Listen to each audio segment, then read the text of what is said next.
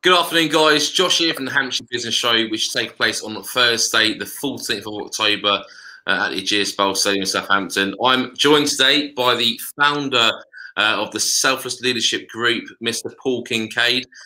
Paul is a really nice guy, and I've interviewed him a few times actually in the past, and I wish we had time to tell the entire story in detail, but we haven't, because it gives us good insight into Selfless Leadership, it's leadership training consultancies, and tell us what they do, etc. But Paul, honestly, couldn't think of a better chap. Lovely to see you. You too, Josh. That's very kind of you. Thanks very much. It's good to be here.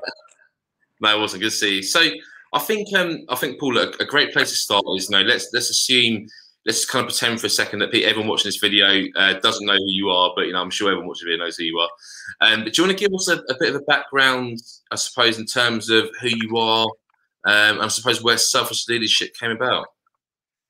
Yeah, so I run the Selfless Leadership Group, have done for the last 4.5 years. We're based in Poole, but work internationally, and we develop leaders across the full spectrum of leadership, from first-time line manager all the way up to CEO, C-suite, and executives. We've worked at ambassadorial level overseas. We've done the full gambit of leadership training, and that includes one-to-one coaching, group coaching, and then leadership workshops and programs that can be accredited by the Chartered Management Institute as well, if clients want. So we do that, but why only 4.5 years? Well, before that, I spent 20 years in the British Army as an army officer, and so I'm not just one of these leadership guys who thinks it's a good thing to do leadership, because I've done a little bit of it. I've done a lot of it overseas and in the UK. I've designed leadership programs for partner nations and delivered it overseas as well. Commanded British forces on operations all around the world. So I like to think that I've had a fair crack of the whip of leading in some pretty cheeky situations, and some benign ones as well, in barracks in peacetime. But I've had a lot of money spent on my leadership development, and I've studied it up to master's and PhD level. So we like to think that we offer the full gambit of leadership development and coaching across the piece. That's awesome.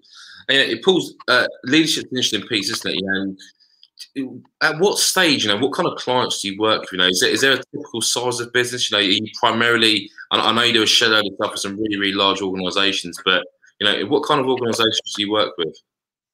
Yeah, well, we're just launching a new product for really high turnover CEOs, new CEOs of high turnover companies, and that's sort of 150, 200 million pound plus. But we also work with companies, local companies as well, who are sort of 3 million pound plus turnover, 50 people or more. And that's when you start to see these different levels of leadership, and the leadership message can be diluted if you're not careful. So that's when, if you don't get leadership right, when the company is relatively small, then it just goes really badly wrong very quickly. So, we come in early to set things up right and grow an organic leadership capability that can grow with the company.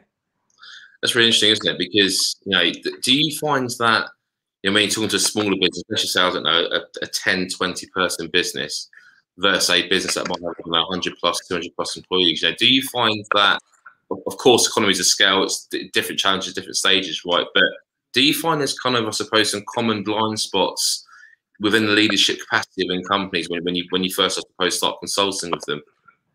Yeah, definitely. The leadership challenges don't really change that much. Yes, the scale and the potential impact of getting it wrong because of the scale also magnifies, but the challenges don't really change, because we're dealing with people. That's what leadership is dealing with people.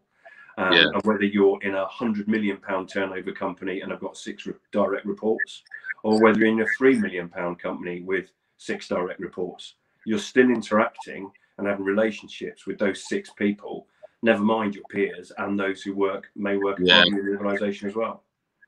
No, that's true. And I'll tell you one thing I love about, and I said to you before this call, I was listening to one of your webinars that you put on, and I think the whole concept of forensic leadership is fascinating. So, as a speaker at the Hampshire Business Show, do you mind just I suppose giving our visitors a bit of an insight in terms of the topic of which you're going to be talking about today? Yeah, that's a fascinating topic. It's one that I've developed over the last sort of 19, 20 years, having come across forensic science in a military operation whereby, and we're all familiar with forensic science. You know, we know that when the criminal enters a crime scene, they leave a trace behind. It might be a fingerprint, it might be DNA, it might be a fibre from their clothes. But what we might not necessarily know as well is that the crime scene leaves a trace on that criminal. And that could be carpet fibres, the victim's DNA. And that was identified by a guy called Dr. Edmund Locard. The Locard exchange principle is taught the world over in forensic science and is known by every contact leaves a trace. If you lift that entire theory up, but beautifully, every contact leaves a trace, and put that in the leadership domain, it remains constant. But unlike the criminal, the leader has a choice of what traces they leave behind: positive, green, or negative, red. And we analyze that in a similar way that, you know, the crime scene investigators that we see on the TV, we analyze that through the forensic leadership approach. So I'm going to talk about that and how we can really own the traces that are left upon us, and how we can analyze the traces that we leave behind, and therefore maximize the outcome and opportunity for positive traces to be left over negative. And I'm going to show a little bit of ankle by sharing just how much that costs UK business. Yeah, I can imagine. I can imagine.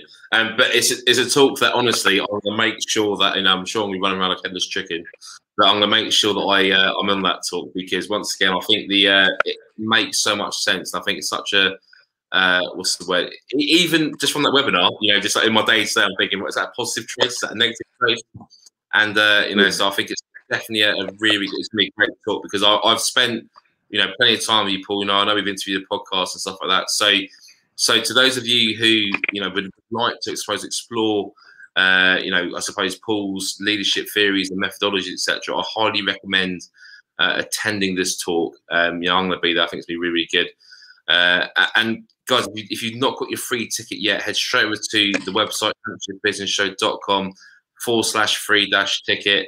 It's Thursday, 14th of October, full steam ahead, and I can't wait to see you there to learn, network, upskill, learn from masters and wizards such as Mr. Paul Kinkaid, and it's going to be an awesome day. So, Paul, thank you so much for your time. No worries. Thanks, Josh. And lovely to see you. So, guys, take care.